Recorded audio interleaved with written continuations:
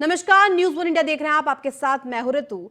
नहीं रहे केसरीनाथ त्रिपाठी, ये बड़ी खबर आज की रही, जहां आज पूर्व राज्यपाल केसरीनाथ त्रिपाठी का निधन हो गया। 89 साल की उम्र में केसरीनाथ त्रिपाठी ने आज सुबह करीब 5 बजे अंतिम सांस ली।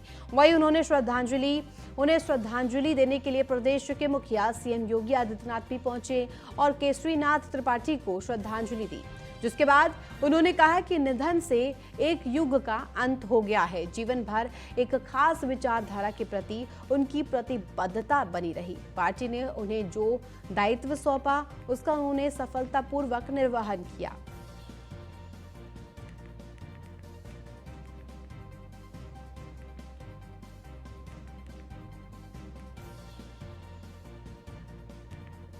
आज सुबह करीब 5 बजे पूर्व राज्यपाल केसरीनाथ त्रिपाठी का निधन हो गया। लंबे समय से बीमार चल रहे थे केसरीनाथ त्रिपाठी और आज शाम रसूलाबाद घाट पर उनका अंतिम संस्कार होगा।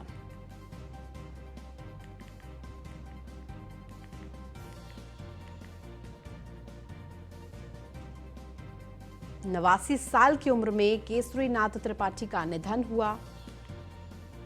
आज सुबह करीब 5 बजे अंतिम सांस ली। कई बड़े पदों पर वो रह चुके हैं। प्रयागराज पहुंचकर सीएम योगी आदित्यनाथ ने भी उन्हें श्रद्धांजलि दी है। आज शाम रसूलाबाद घाट पर उनका अंतिम संस्कार किया जाएगा।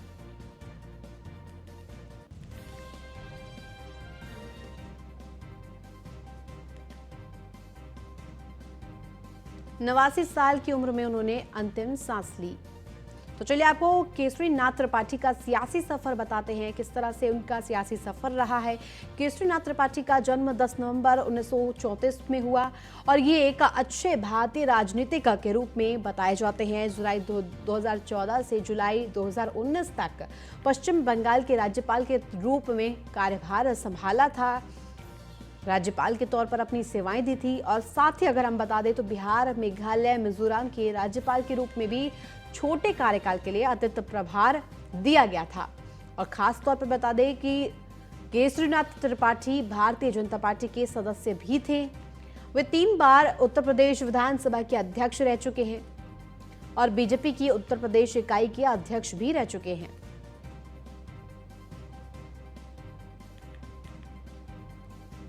सीएम योगी आदित्यनाथ ने भी प्रयागराज पहुंचकर उन्हें आज श्रद्धांजलि दी है।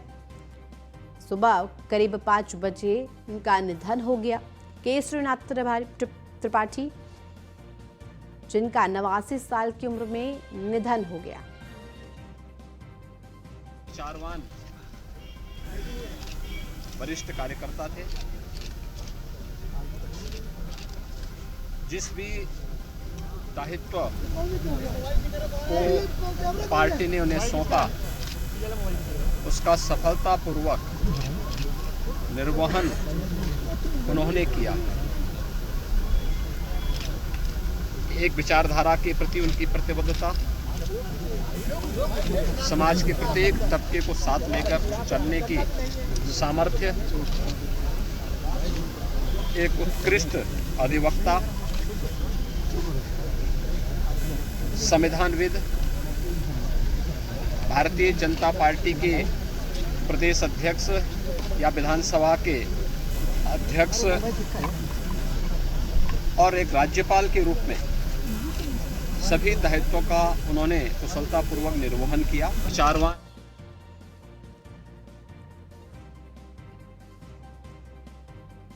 89 साल की उम्र में आज अंतिम सांस ली। पूर्व राज्यपाल केसरीनाथ त्रिपाठी ने आज उनका निधन हो गया और लंबे समय से बताया जा रहा था कि बीमार चल रहे थे।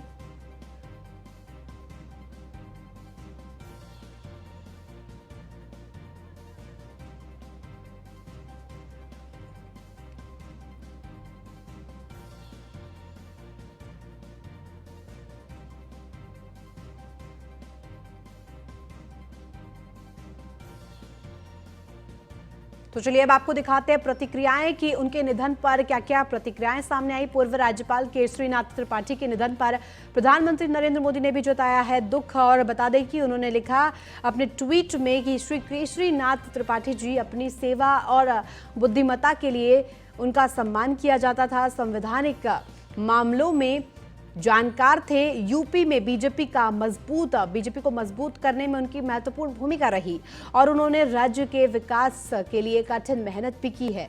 उनके निधन से बहुत दुख हुआ है। उनको परिवार और उनके चाहने वालों के लिए भी संवेदना। और देश के रक्षा मंत्री, केंद्र रक्षा मंत्री राजनाथ सिंह ने क्या कुछ ट्वीट किया आपको बताते हैं।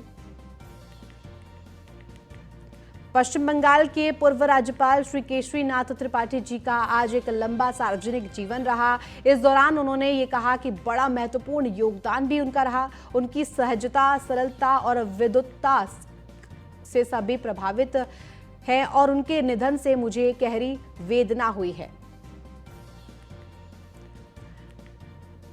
केसरीनाथ के निधन पर केंद्रीय गृह मंत्री अमित शाह ने भी ट्वीट किया। उन्होंने लिखा कि बीजेपी के वरिष्ठ नेता और पूर्व राज्यपाल पंडित केसरीनाथ त्रिपाठी जी के निधन की सूचना से दुखी हूं। उत्तर प्रदेश में पार्टी के संगठन को जमीन पर मजबूत करने और गरीब और वंचित वर्ग के कल्याण के प्रति जीवन भर समर्पित रहे। ईश्वर उन्हें अपने श्री चरणों में स्थान दे। और साथ प्रदेश के सीएम योगी आदित्यनाथ ने भी ट्वीट किया। उन्होंने लिखा कि वरिष्ठ राजनेता, भाजपा परिवार के वरिष्ठ सदस्य, पंडित पश्चिम बंगाल के पूर्व राज्यपाल आदरणीय केसरीनाथ त्रिपाठी जी का निधन अत्यंत दुखद है। इसी क्रम में डिप्टी सीएम केशव प्रसाद मौर्य ने भी ट्वीट किया और शोक जताया। उन्होंने लिखा कि ईश्वर दिवंगत आत्मा को अपने श्री चरणों में स्थान दे तथा शोक संतृप्त परिजनों और समर्थकों को इस असीम दुख को सहन करने की शक्ति प्रदान करे। इसी क्रम में डिप्टी सीएम ब्रजेश पाठक ने भी ट्वीट किया। उन्होंने लिखा कि पूर्व विधानसभा अध्यक्ष, पश्चिम बंगाल के पूर्व राज्यपाल आदरणीय केसरीनाथ त्रिपाठी जी के निधन से मन अत्यंत व्यथित है। ईश्वर गोलकवासी पुण्यात्मा को अपने श्री चरणों में स्थान और परिजनों को और शुभचिंतकों को इस दुख का सहन करने की शक्ति प्रदान करे।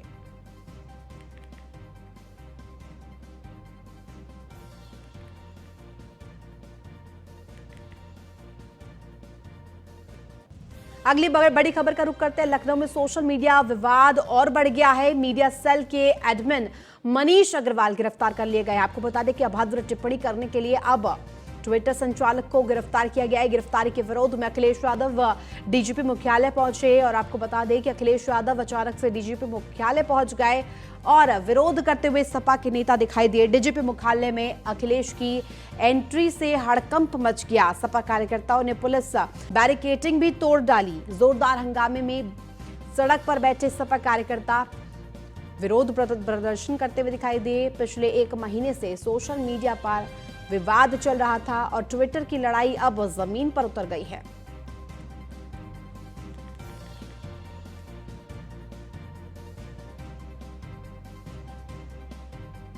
मनीष अग्रवाल पर अब गिरफ्तारी की गई, जिसके बाद अब ये मामला प्रकाश में आया है और अब 3 मुकदमे उनके ऊपर दर्ज भी थे, जिसके बाद उनकी गिरफ्तारी की गई और अब ये विवाद और बढ़ गया है। ट्विटर पर विवाद शुरू हुआ और विवाद अब धरातल पर आ गया है, जमीन पर उतर गया है विवाद। और किस तरह से गालीबाज का समर्थन क्यों कर रहे ये हम आपको दिखा रहे हैं। बेहद ट्विटर पर मनीष अग्रवाल ने भाषा लांघी है, भाषा की मर्यादा लांघ दी है। बेहद निचले स्तर का ट्वीट करता है मनीष अग्रवाल। ये कहा गया है गालीबाज का समर्थन क्यों किया जाए, ये सवाल लगातार किया जा रहा है। महिलाओं नेताओं पर अभद्र टिप्पणी करने का आरोप उन पर लगाया गया है। मनीष ने ट्विटर पर भड़काऊ भाषा का प्रयोग किया था। आखिर अखिलेश यादव क्यों पुलिस मुख्यालय पहुंचे हैं, किस जिम्मेदार अधिकारी को तलाश रहे थे अखिलेश यादव, ये सीधे तौर पर सवाल अभी खड़े हो रहे हैं। क्या मनीष अग्रवाल पर पुलिस की कार्रवाई गुनाह है?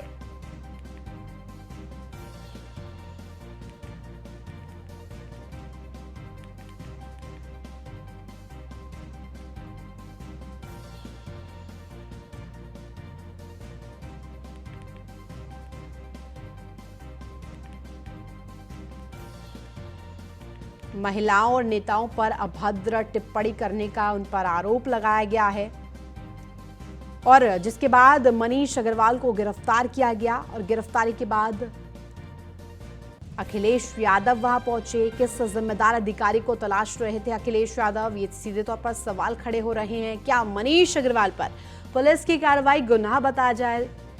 क्या वो गुनाह है? कैसे शख्स की पैरवी करने पुलिस मुख्यालय पहुंचे अखिलेश? ये सीधे तौर पर सवाल खड़े होते हैं। क्या ऐसे अभद्र टिप्पणी करने वाले का संरक्षण कर रही है समाजवादी पार्टी और अखिलेश यादव? समाजवादी पार्टी का है तो चाहे कि जो भी करे अभद्र टिप्पणी उसको छोड़ दिया जाए। ट्विटर पर मनीष अग्रवाल ने भाषा की मर्यादा लांघी है, बेहद निचले स्तर का ट्वीट करता है मनीष अग्रवाल। सीधे तौर पर आरोप लगाया गया है। 3 मुकदमे दर्ज थे जिसके बाद अब गिरफ्तारी की गई है।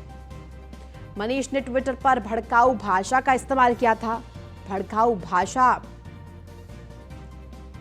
इस्तेमाल करते हुए ट्वीट किया था जिसके बाद अब गिरफ्तारी हुई है।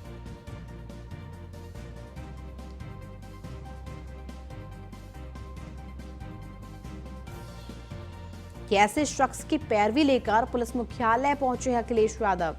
इस सीधे तौर पर अब सवाल खड़ा होता है क्योंकि समाजवादी पार्टी का तो चाहे वो जो करे सब कुछ ठीक है। ये सीधे तौर पर सवाल अब खड़े हो रहे हैं।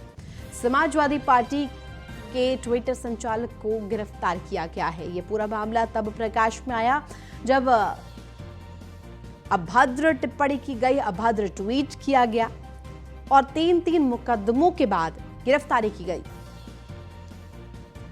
जिसके बाद सपा नेताओं के साथ साथ अखिलेश यादव भी खुद यूपी पुलिस मुख्यालय पहुंचे। किस जिम्मेदार अधिकारी को तलाश रहे थे अखिलेश? सीधे तौर पर सवाल खड़े हो रहे हैं। क्या पुलिस की कार्रवाई गलत है जब नेता और महिलाओं से जुड़े ट्वीट्स अभद्र भाषा में डाले जाए, अभद्र टिप्पणियां ट्वीट के जरिए दिए जाए, खासतौर पर ऐसे उच्च पद पर जो लोग बैठे हैं उनके ट्विटर के जरिए?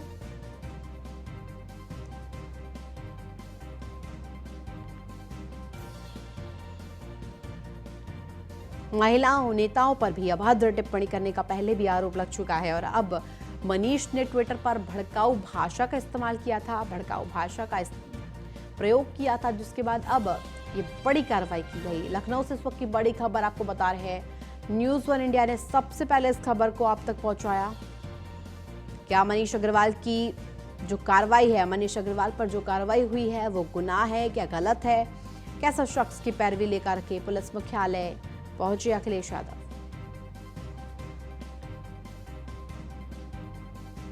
और ये हम ग्राफिक्स के जरिए आपको एक सिलसिलेवार तरीके से समझाने का प्रयास कर रहे हैं कि ट्विटर पर जिस तरह से अभी ट्विटर की लड़ाई जमीन पर आई है,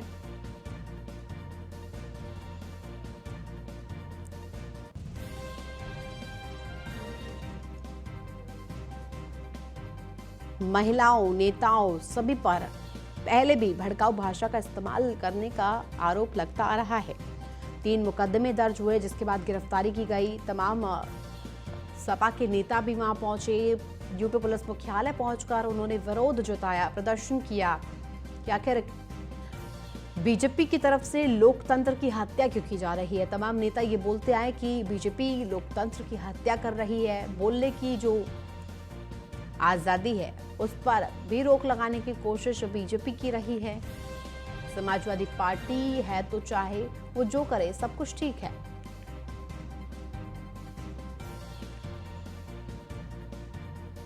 बेहद निचले स्तर का ट्वीट करना अब मनीष अग्रवाल को भारी पड़ गया।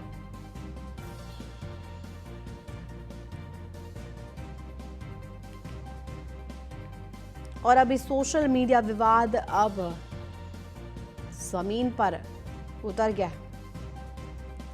आखिर कौन है मनीष अग्रवाल, आपको ये विस्तृत जानकारी दे दे। आगरा में नॉर्थ ईस्ट की लड़की को विदेशी बताने पर भी इन पर आरोप लगे थे। ऐसे ट्वीट पोस्ट करता है जिसे दिखाया भी नहीं जा सकता और आपत्तिजनक और अश्लील भाषा का इस्तेमाल करता है मनीष। ये सीधे तौर पर कहना है, सीधे तौर पर आरोप है। मनीष अग्रवाल के खिलाफ पहले भी आपराधिक मामले दर्ज है और आपत्तिजनक पोस्ट करना आदतों में शुमार है। मनीष अग्रवाल की आगरा में नॉर्थ ईस्ट की लड़की को विदेशी बताने पर भी ये सामने आया था मामला। ऐसा ट्वीट पोस्ट करता है जिसे दिखाया तक नहीं जा सकता। आपत्तिजनक और अभद्र अश्लील भाषा का इस्तेमाल करता है मनीष अग्रवाल। मनीष अग्रवाल के खिलाफ आपराधिक मामले भी दर्ज है पहले से ही और 3 मुकदमों के बाद गिरफ्तारी हुई है।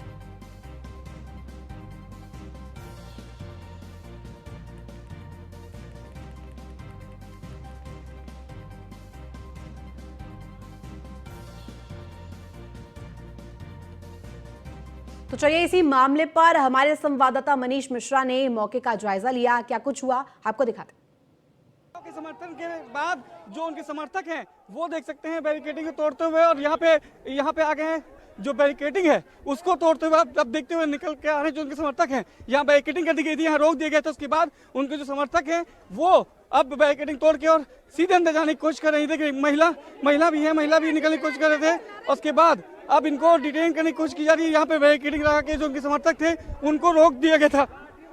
जिस तरीके से देख रहे हैं पूरी बैरिकेडिंग करी हुई थी यहाँ पे। और बैरिकेडिंग के बाद अब यहाँ पे जिस तरीके से उनकी मांग चल रही है, जिस तरीके से उन्होंने मांग रखी थी कि जो मनीष है अग्रवाल उनको यहाँ से रिहा किया जाए, उनको ना रिहा किया जाए, तब तक अखिलेश यादव यहाँ पे खुद बैठे हुए थे। और अब देख सकते हैं फिर से जो उनके समर्थक वो बैठ गए हैं। तमाम फोर्स यहाँ पे की गई थी पर जो बैरिकेडिंग थी उसको तोड़ के तमाम अधिक जो है वो यहाँ पे अंदर आ गए थे। तमाम जो अभी आप देख सकते हैं नेता और जो उनके समर्थक है वो फिर से आके यहाँ पे बैठ गए हैं। और बैठने के बाद अब यहाँ पे जो स्थिति थी, अभी इसके पहले बैरिकेडिंग तोड़ने की कोशिश की गई थी, बैरिकेडिंग तोड़ के कुछ लोग भी अंदर की तरफ गए थे। और अब जो लोग हैं वो यहाँ पे आ गए हैं। और अब यहाँ पे जो समर्थक हैं, जो उनके जो समर्थक थे वो यहाँ पे आ गए हैं। और यहाँ पे जो पूरी बैरिकेडिंग है इसको फिर से बांधा जा रहा है और फोर्स को डिप्लॉय भी किया जा रहा है। तो जिस हिसाब से अखिलेश यादव जो कि राष्ट्रीय समाजवादी पार्टी के उनके जो समर्थक हैं उनके आने का जो सिलसिला है वो बदस्तूर जारी है।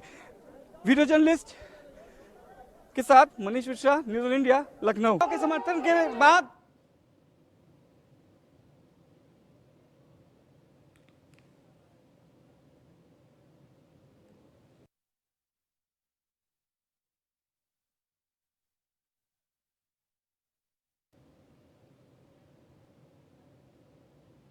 तो वहीं सीएम योगी आदित्यनाथ आज वाराणसी दौरे पर हैं।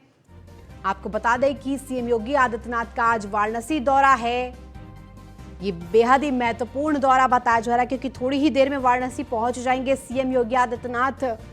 ये बड़ी खबर आपको बता रहे हैं न्यूज़ वन इंडिया सबसे पहले इस खबर तक पहुंचा और आप तक पहुंचाया। स्वतंत्रता भवन में सीएम योगी प्रदर्शनी का अवलोकन करते दिखाई देंगे। सीएम योगी आदित्यनाथ थोड़ी ही में वाराणसी पहुंचेंगे।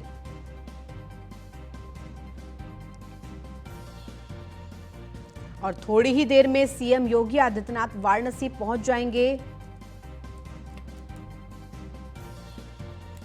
आज वाराणसी दौरा सीएम योगी आदित्यनाथ का प्रस्तावित है। कई मायने इस दौरे से निकाले जा रहे हैं क्योंकि तमाम जो मुद्दे हैं अभी यूपी में G20 हो या निवेश हो, तमाम उन मुद्दों पर अब CM Yogi Adityanath alert mode पर कार्य कर रही है। खासतौर पर मिशन 2024 पर अब पहले से ही बीजेपी की नजर है। सीएम योगी आदित्यनाथ वाराणसी भी पहुंच रहे हैं।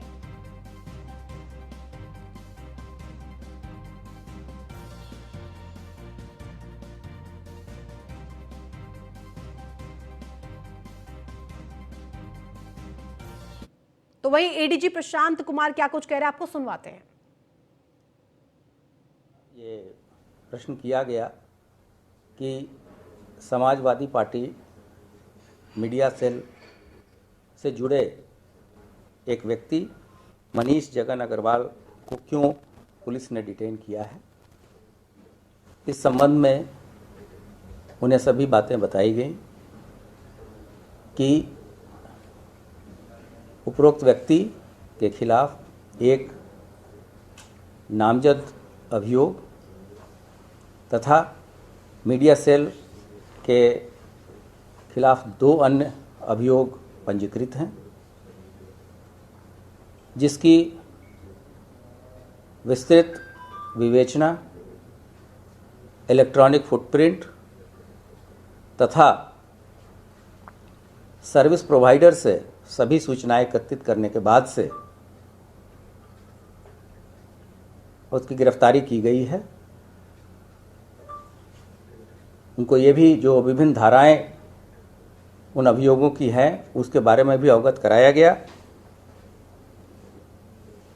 पुलिस के द्वारा जो भी कार्रवाई की गई है वो विधिक एवं नियमानुसार की गई है।